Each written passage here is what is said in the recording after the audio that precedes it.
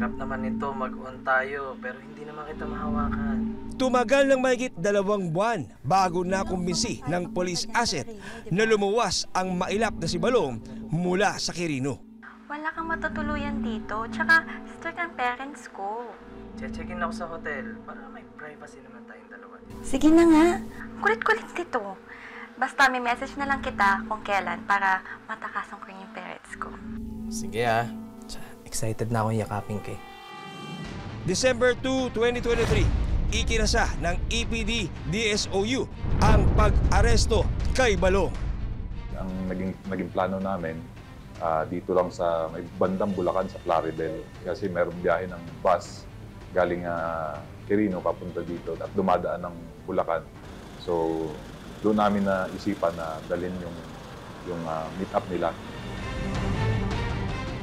Mahigit 4 na oras naghintay ang mga pulis sa meet-up place.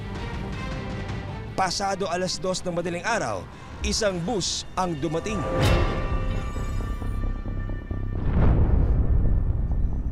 Lulan nito ang suspect. Nang masiguradong ito ang wanted na si Balong,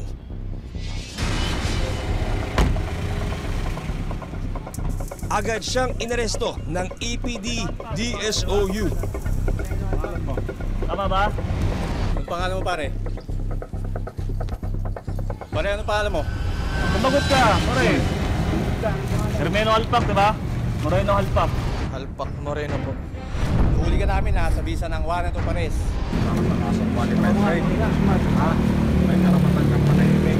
Lahat kung sasabihin mo, pwede gamitin mo sa mga kayo. May karapatan kang kumuha ng sarili mong abogado. Hindi mo kaya, bibigyan ka ng gobyerno. Ginahasa mo raw po yung isang babae?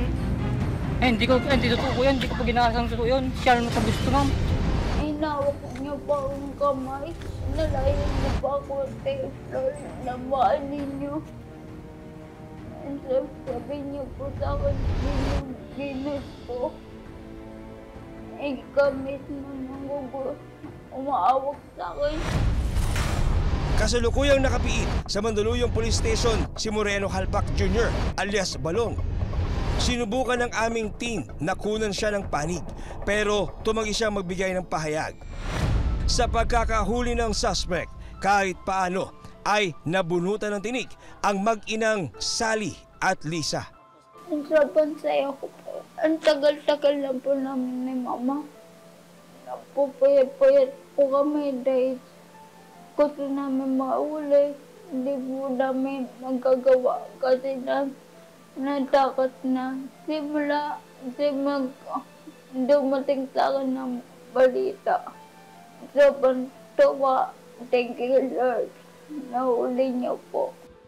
Ilalaban daw ni Sally ang anak hanggang makamit ang katarungan.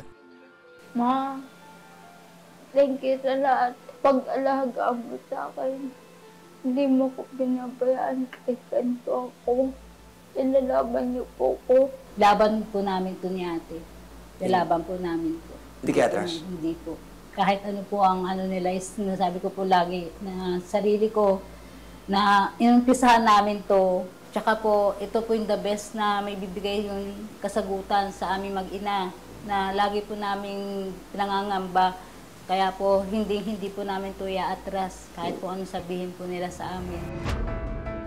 Ang payo ng mga otoridad, lalo na sa mga magulang, gabayang mabuti ang mga anak, lalo na sa mga bagong kakilala online.